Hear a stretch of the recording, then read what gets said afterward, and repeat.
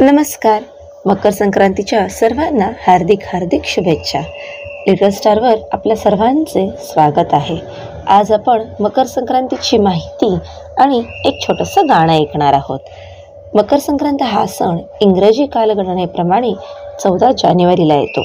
तो कधीकधी 15 जानेवारीस देखील येतो. यावेळेस 15 जानेवारीला आहे व भारतीय पंचांगाप्रमाणे पौष महिन्यात येतो. तसे पाहिले तर संक्रांत दर महिन्यात असते. 12 राशी आहेत. सूर्य एका राशीतून दुसऱ्या राशीत प्रवेश करतो, त्याला संक्रमण किंवा संक्रांत म्हणतात. पण मकर आणि कर्क राशींचे संक्रमण विशेष महत्त्वाचे असते. सूर्य मकर राशीत जातो तेव्हा उत्तरायण सुरू होते. हा दिवस म्हणजेच मकर संक्रांत. पुराणात मकर संक्रांतीची अशी कथा आहे. संकासूर नावाच्या राक्षसाला जगदंबे मातेने या दिवशी मारले, म्हणून तिला संक्रांती देवी असे म्हटले जाऊ लागले. ही देवी दरवर्षी वेगवेगळ्या वाहनांवर बसून एका दिशेकडून दुसऱ्या दिशेकडे जात असते. ही माहिती पंचांगात दिलेली असते. या संक्रांती देवीचे वर्णन असे करतात की ती 60 योजने पसरली आहे. तिचे ओठ, नाक लांब लचक असतात. तिला 9 हात असतात. प्रत्येक वर्षी तिचे वाहन, शस्त्र, वय, नाव वगैरे सगळं वेगळं असतं.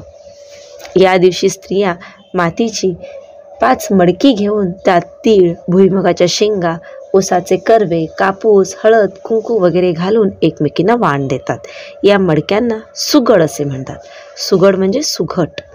तसेच या दिवसापासून रथसप्तमीपर्यंत एकमेकांना तिळगुळ किंवा हलवा देऊन तिळगुळ घ्या, गोड बोला असे म्हणावे आणि एकमेकातील स्नेह वाढवावा.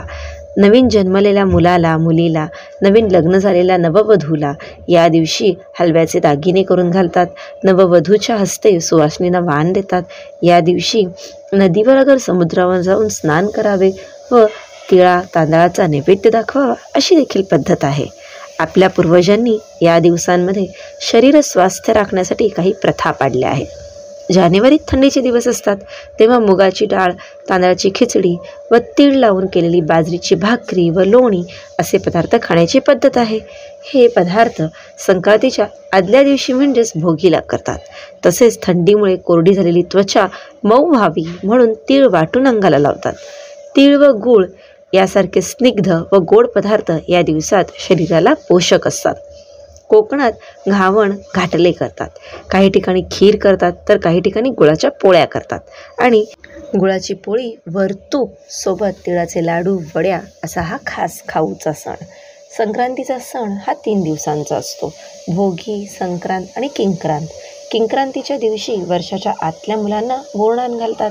बोरणान म्हणजेच त्यांच्या डोक्यावर बोरे, चॉकलेट, ऊस असे खाऊ घालून ते मुलांना वाटतात. संक्रांतीची आणखी एक खास गंमत म्हणजे पतंग उडवण्याचा खेळ.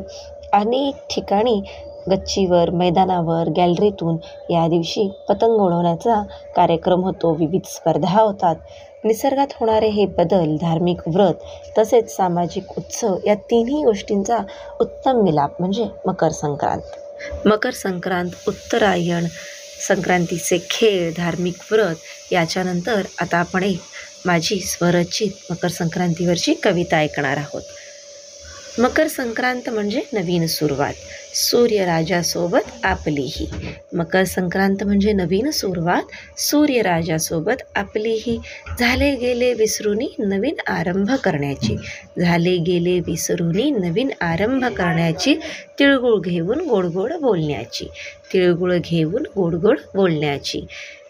थंडीच्या सोबतीत गुळपोळी तिळगुळच्या गोड पंक्तीत, थंडीच्या सोबतीत गुळपोळी तिळगुळच्या गोड पंक्तीत. सण आपले बंधुत्वाचे, विज्ञान आणि संस्कृतीच्या एकीचे. सण आपले बंधुत्वाचे, विज्ञान आणि संस्कृतीच्या एकीचे. कशाला हवी अवघड शब्दांची गुंफण, कशाला हवी अवघड शब्दांची गुंफण. आकाशात उडू पतंगासारखे उत्तुंग, आकाशात उडू पतंगासारखे उत्तुंग. भरारी ही मैत्रीची प्रेमाची, भरारी ही मैत्रीची प्रेमाची. माणुसकीच्या आपुलकीची, माणुसकीच्या आपुलकीची. मकर संक्रांत म्हणजे नवीन सुरुवात, नवीन सुरुवात. सूर्यराजासोबत आपलीही. धन्यवाद.